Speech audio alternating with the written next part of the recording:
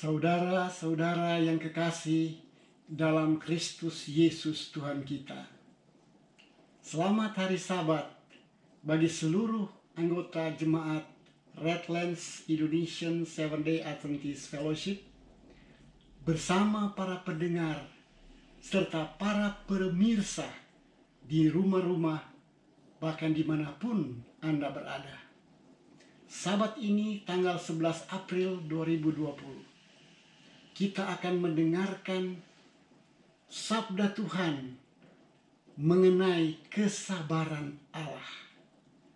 Mari kita bersama-sama mendengarkan dan merenungkan firman Tuhan lewat khotbah ini. Saudaraku yang dikasihi Tuhan, kesabaran Tuhan dalam menanti pertobatan kita.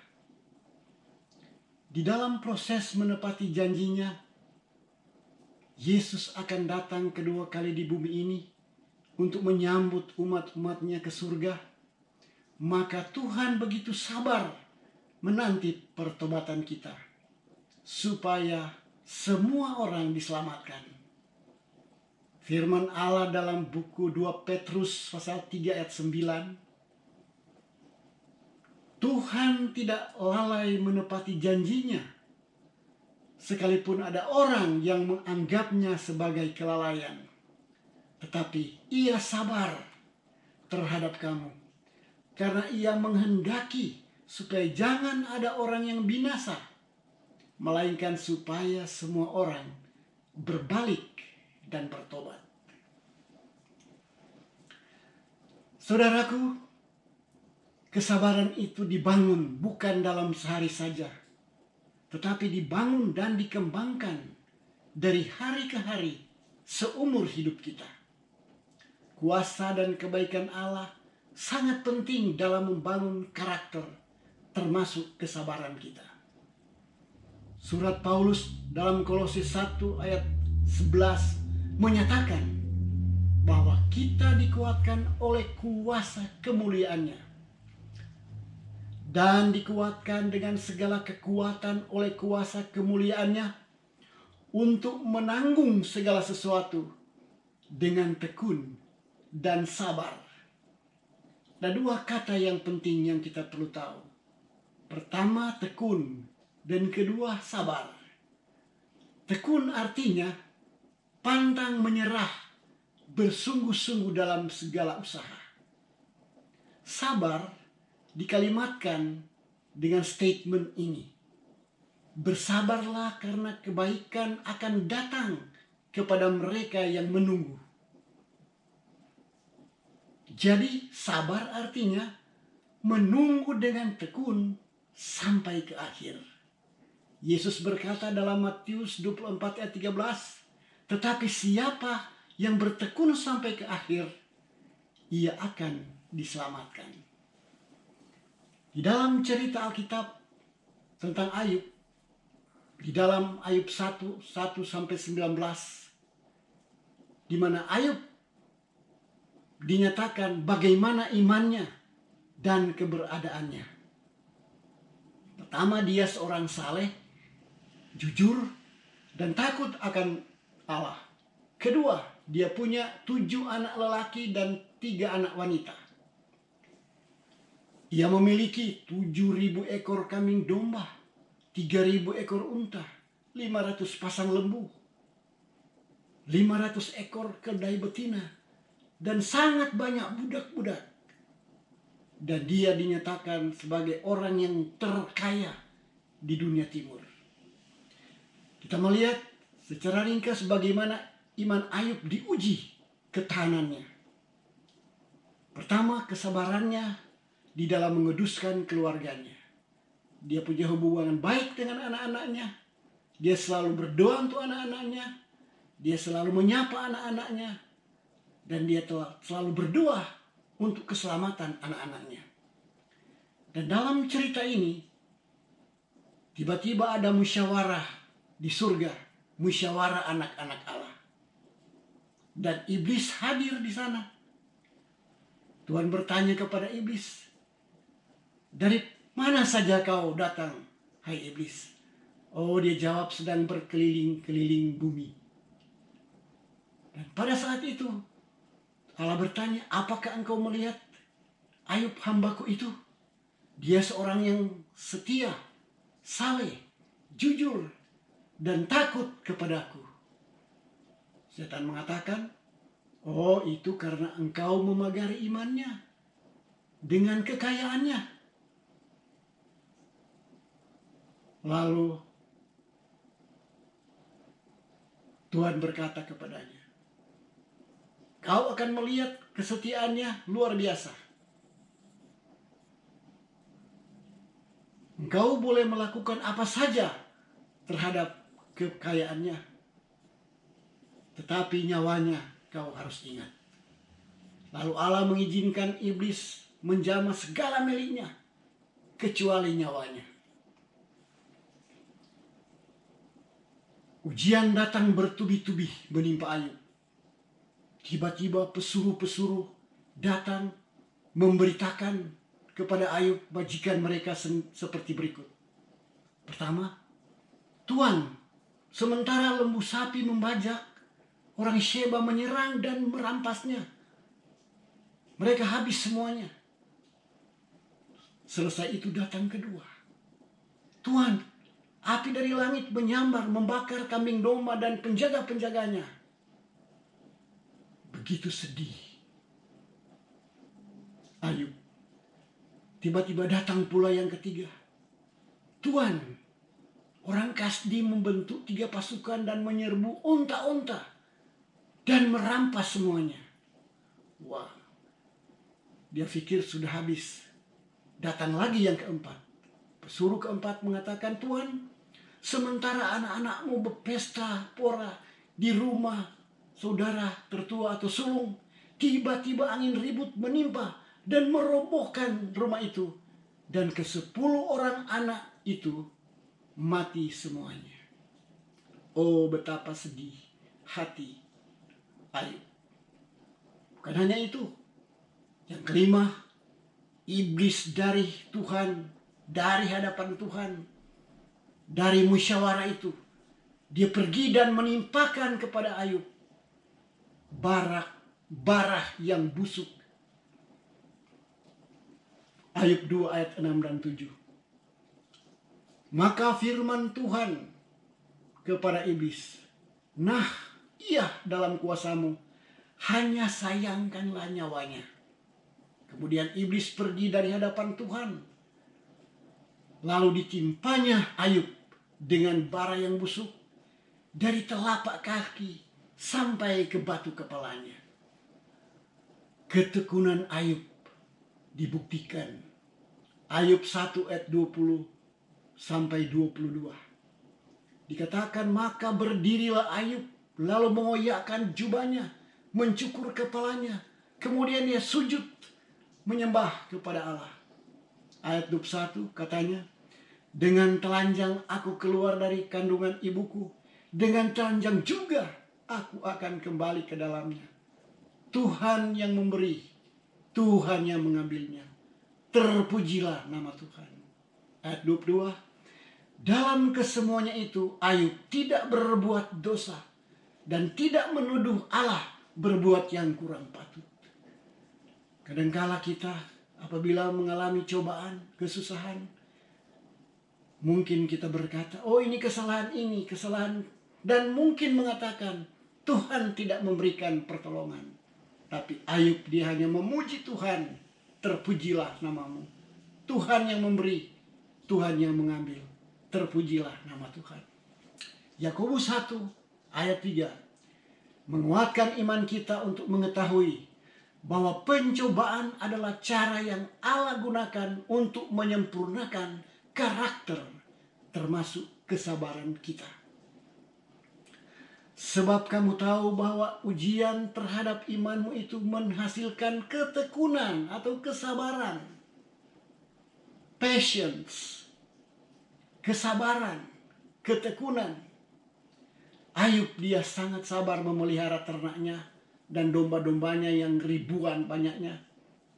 Dan tentunya untuk mengawasi hamba-hamba, gembala-gembala, penjaga domba-domba itu. Sementara itu dia selalu sabar dan tekun menyembah Allah. Dia selalu membawakan pengorbanan, persembahan, korban bakaran untuk menyembah Allah. Ayub sabar terhadap banyak hamba-hambanya yang menggembalakan ribuan ternak. Dan Ayub juga sabar dan tekun dalam doa syafaat untuk anak-anaknya. Ayub 1 ayat 5 disebutkan, setiap kali apabila pesta telah berlalu, Ayub memanggil mereka dan menguduskan mereka. Keesokan harinya, pagi-pagi bangunlah Ayub, lalu mempersembahkan korban bakaran sebanyak jumlah mereka sekalian. Itu anak-anaknya. Sebab pikirnya, mungkin anak-anakku sudah berbuat dosa dan telah mengutuki Tuhan di dalam hati mereka. Demikianlah dilakukan Ayub senantiasa. Dia lakukan apabila anak-anaknya mengadakan pesta. Dan pada besoknya dia menguduskan mereka. Dia persembahkan korban bakaran 10 ekor domba untuk 10 anaknya. Dan ini dia lakukan setiap kali mereka selesai mengadakan pesta. Dalam Alkitab kita melihat banyak contoh dari perjalanan hidup tokoh-tokoh Alkitab bersama Allah yang ditandai dengan kesabaran. Rasul Yakobus mengingatkan kita seperti yang tertulis di dalam Yakobus 5 ayat 10-11. Saudara-saudaraku, turutilah teladan penderitaan dan kesabaran para nabi yang telah berbicara demi nama Tuhan. Sesungguhnya kamu menyebut mereka berbahagia, yaitu mereka yang telah bertekun. Kamu telah mendengar tentang ketekunan Ayub, dan kamu telah tahu apa yang pada akhirnya disediakan Tuhan baginya. Kita dapat bayangkan bagaimana istrinya mencela dia. Ayub 2:9-10. Berkatalah istrinya kepadanya, masih bertekunkah engkau dalam kesalehanmu? Kutukilah Allahmu dan matilah. Tapi jawab Ayub kepadanya, apakah kita mau menerima yang baik dari Tuhan, tapi tidak mau menerima yang buruk?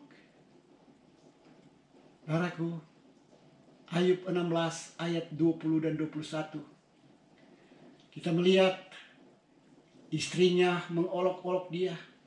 Teman-temannya datang menghibur dia karena dia ditimpa dengan penyakit borok atau bisul yang sangat menyakitkan. Teman-temannya datang menghibur dan juga menghakimi. Kalau saja bukan karena kau mungkin melakukan dosa, engkau tidak mendapat musibah seperti ini.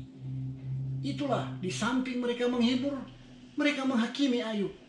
Tapi Ayub tetap sabar. Ayub 16 ayat 20-21. Dia mengatakan, sekalipun aku dicemoohkan oleh sahabat-sahabatku, namun aku menengadah sambil menangis, supaya ia memutuskan perkara antara manusia dengan Allah dan antara manusia dengan sesamanya. Dia tidak mengeluh kepada siapa. Dia hanya mengeluh dan menangis sambil berdoa kepada Tuhan. Tuhan yang mengetahui, Tuhan yang adil mengetahui kalau saya bersalah dan kalau saya berbuat yang baik. Doa syafaat atau doa pengantaraan Ayub bagi sahabat-sahabatnya. Dan bagaimana upah kesabaran daripada Ayub. Ayub pasal 42 ayat 10. Lalu Tuhan memulihkan keadaan Ayub setelah ia meminta doa untuk sahabat-sahabatnya. Dia tidak menghakimi sahabat-sahabatnya. Tidak marah. Dia sabar. Dia hanya mendoakan mereka. Itulah doa pengantaraan bagi teman-temannya. Dan hasilnya, dan Tuhan memberikan kepada Ayub 2 kali lipat dari segala kepunyaannya yang dahulu.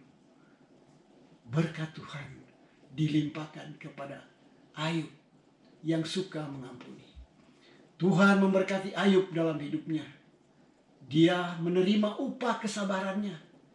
Ayub 42 ayat 12 dan 13 disebutkan. Tuhan memberkati Ayub dalam hidupnya yang selanjutnya, lebih daripada hidupnya yang dahulu. Ia mendapat 14 ekor kambing domba. Hanya 7.000. Sekarang 14 ekor kambing domba dilipat gandakan. 6.000 ekor tunta. 1.000 pasang lembu. Dan 1.000 ekor kedai betina. Dia juga mendapat kembali 7 orang anak laki-laki dan 3 anak perempuan. Puji Tuhan, Allah memberkati Ayub dan memberikan kehidupan yang layak sebagai upah daripada kesetiaannya, kesabarannya dalam menghadapi hidup sehari-hari. Rasul Paulus dalam Roma 12 ayat 12 menyampaikan kepada kita semua pengikut Yesus supaya bersukacitalah dalam pengharapan, bersabarlah di dalam kesesakan, dan bertekunlah di dalam doa.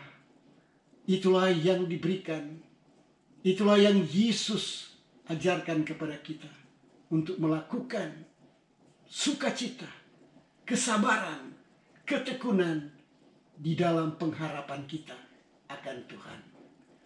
Yesus sendiri adalah teladan kita dalam segala hal.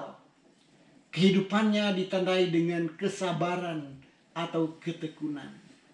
Ibrani 12 ayat 3 disebutkan, marilah kita melakukannya dengan mata yang tertuju pada Yesus, yang memimpin kita di dalam iman, dan yang membawa iman kita kepada kesempurnaan, yang dengan mengabaikan kehinaan, tekun, sabar memikul salib. Itulah teladan utama dari Yesus Kristus. Kita memandang kepada Dia, teladan kesabaran, teladan ketekunan. Bagaimana kita menunjukkan kesabaran? Ada 3 cara kita menunjukkan kesabaran. Pertama, orang yang sabar harus selalu bersyukur. Bersyukur selalu kepada Allah. 1 Tesalonika 5 ayat 17-18. Tetaplah berdoa, mengucap syukurlah dalam segala hal, sebab itulah yang dikehendaki Allah di dalam Kristus Yesus bagimu. Bersyukur bukan hanya karena kita merasakan kesenangan atau berkat-berkat. Kita bersyukur juga di dalam hal apapun, kesusahan, kesakitan, mengalami virus, mengalami wabah. Kita bersyukur karena Tuhan mempunyai rencana yang baik untuk kita. Lihat dalam maksud yang kedua, tekun dalam pencobaan. Ingat bahwa Tuhan mengizinkan pencobaan untuk membersihkan karakter kita. 1 Korintus 10 ayat 13. Pencobaan-pencobaan yang kamu alami ialah pencobaan-pencobaan biasa yang tidak melebihi kekuatan manusia. Sebab Allah itu setia, dan karena itu Ia tidak membiarkan kamu dicobai melampaui kekuatanmu. Pada waktu kamu dicobai, Ia akan memberikan kepadamu jalan keluar sehingga kamu dapat menanggungnya. Filipi 4 ayat 13. Segala sesuatu dapat kutanggung di dalam Kristus yang memberikan kekuatan kepadaku. Puji Tuhan, saudaraku. Kristus selalu mau menolong kita. Dia memberikan contoh, dia menang dari cobaan. 3 kali dia dicobai. 3 kali pula dia memberikan jawaban dengan sabar. Dia katakan, ada tertulis, ada tertulis, ada tertulis. Setan dikalahkan. Dia bersabar hingga dia menang. Dan kemudian dia dilayani oleh malaikat-malaikat yang melayani Yesus di padang belantara. Ketiga, saudaraku, kita harus ingat bahwa Tuhan mau membantu kita dalam segala sesuatu sesuai dengan rencana Allah.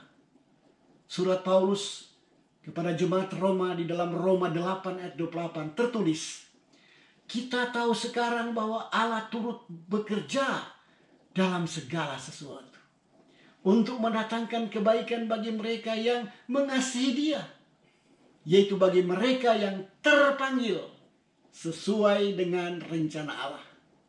Saudaraku, serahkanlah semua rencanamu kepada Tuhan. 1 Petrus 5 ayat 7 disebutkan, serahkanlah segala kekhawatiranmu kepadanya, sebab Ia memelihara kamu, sebab Ia mempedulikan kamu. Allah sangat peduli kepada manusia. Dia sangat peduli. Ketika saudara mungkin sedang terjebak macet di jalan, ataukah saudara dikhianati oleh teman-teman, sahabat-sahabat, dan berbagai masalah apapun dalam hidup ini, bagaimana Anda meresponnya? Biasanya kita merespons dengan respons yang alami, yaitu ketidaksabaran yang mengarah pada stres, kemarahan, dan frustrasi.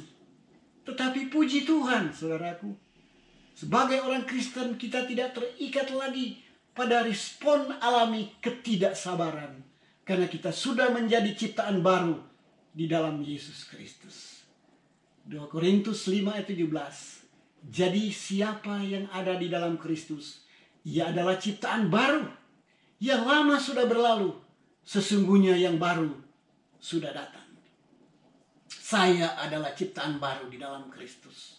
Itulah keyakinan dan pegangan saya dalam hidup saya secara pribadi. Sebagai umat Tuhan, kita memiliki kekuatan yang datang dari atas. Kita bisa hadapi semuanya dengan kesabaran, sebab kita akan menerima upah abadi akibat kesabaran kita. Hidup kekal membayangi kehidupan kita di masa depan. Ia akan membalas setiap orang menurut perbuatannya, yaitu hidup kekal. Kepada mereka yang tekun, yang sabar berbuat baik, mencari kemuliaan, kehormatan, dan ketidakbinasaan. Indahnya suasana Yerusalem baru terbayang di mata kita, dalam benak kita, bersama dengan Yesus untuk hidup kekal selama-lamanya. Dalam menepati janjinya untuk datang ke bumi ini, akan mengangkat umat-umatnya ke surga, Ia selalu sabar menanti pertobatan kita. Itulah Allah. Karena Tuhan tidak lalai menepati janjinya, sekalipun ada orang yang menganggapnya sebagai kelalaian, tapi Ia sabar terhadap kamu. Karena Ia menghendaki supaya jangan ada yang binasa, melainkan supaya semua orang berbalik dan bertobat. Allah selalu sabar menanti pertobatan kita. Dia mau supaya semua orang bertobat. Dan kita juga harus sabar menanti kedatangannya, supaya kita selamat manakala Dia datang. Ada 3 aspek moral yang merupakan dasar keyakinan umat Tuhan, adalah kesabaran, penurutan hukum, dan iman kepada Yesus. Kita dapat terangkan ayat ini dalam Wahyu 14 ayat 12. Apa yang penting di surga? Yang penting di sini ialah ketekunan orang-orang kudus, menuruti perintah-perintah Allah, dan iman kepada Yesus. Pertanyaan kita ulangi seperti berikut. Siapakah yang boleh tinggal di surga? Jawabnya adalah, dalam ayat ini, di sini adalah tempat orang-orang yang tekun dan sabar, di dalam menuruti hukum Allah, dan di dalam mengimani Tuhan Yesus Kristus. Wahyu pasal 12 ayat 14 disebutkan, berbahagialah mereka yang melakukan hukum-hukumnya, karena mereka berhak terhadap pohon kehidupan dan boleh masuk melalui pintu-pintu gerbang kota itu. Kita akan disambut masuk, welcome to the New Jerusalem City. Hai semua yang melakukan firman Tuhan. Panggilan untuk bertekun dan bersabar Saudara-saudara di dalam Tuhan, Yakobus 5 ayat 8 sampai 11. Dia memberikan penekanan seolah-olah panggilan terhadap kita secara pribadi. Pertama ialah kamu juga harus bersabar dan harus meneguhkan hatimu karena kedatangan Yesus sudah dekat. Dan yang kedua, janganlah kamu bersungut-sungut dan saling mempersalahkan supaya kamu jangan dihukum. Ketiga, turutilah teladan penderitaan dan kesabaran para nabi yang telah berbicara demi nama Tuhan. Yang terakhir, keempat, sesungguhnya kami menyebutkan mereka berbahagia, yaitu mereka yang telah bertekun, bersabar. Kamu telah mendengar tentang ketekunan Ayub, dan kamu telah tahu apa yang pada akhirnya disediakan Tuhan baginya. Karena Tuhan Maha Penyayang dan penuh belas kasihan, selalu melihat keberadaan kita, selalu menunggu pertobatan kita, selalu menunggu pembaruan hidup kita. Biarlah Roh Suci bekerja kepada kita, dan kita siap sedia dengan penuh karakter yang mulia, dengan penuh kesabaran menanti Yesus akan datang kali kedua untuk membawa kita semua ke dalam kerajaan surga. Doa dan harapan kita semua. Amin.